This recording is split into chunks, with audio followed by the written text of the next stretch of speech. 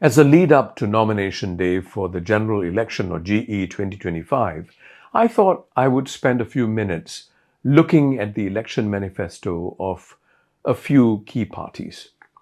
The few minutes became 4 hours. Yes, part of the problem is my processing speed.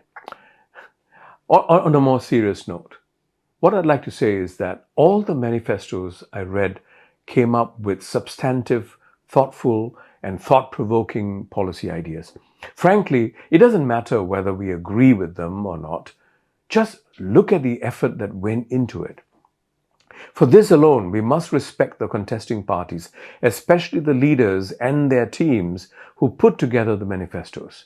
And mind you, most of them are volunteers.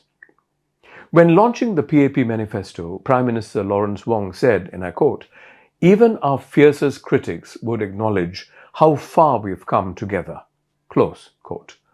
It's a timely reminder, especially since it's been the same party in power since our first general election in 1959.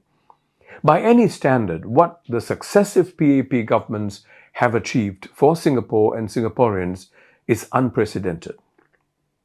Unfortunately, this is both a boon and a bane. The disadvantage for any incumbent party in an election is that it's natural and convenient for alternative parties and indeed the people to criticize you.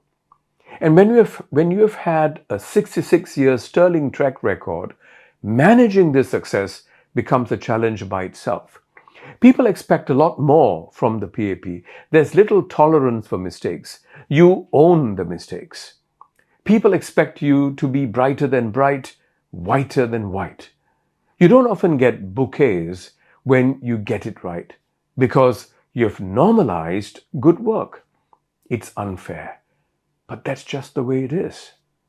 The alternative parties, on the other hand, don't need to work wonders to win praise. The bar is much lower compared to the PAP when it comes to policy proposals. This is simply because many citizens don't see it as the responsibility of the alternative parties.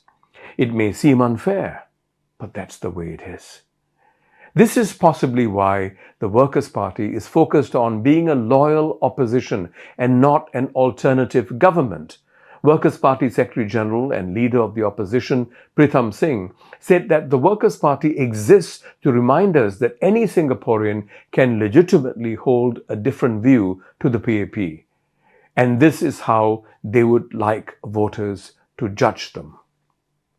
The trend is set worldwide for alternative parties to chip away at seats of power. Take the Fortune 500 list. You won't remain on the list if you're not prepared to change, and tweaks aren't enough anymore. Under these circumstances, it would appear that the surest way to hold power is by sharing power willingly. Has this begun to happen in Singapore?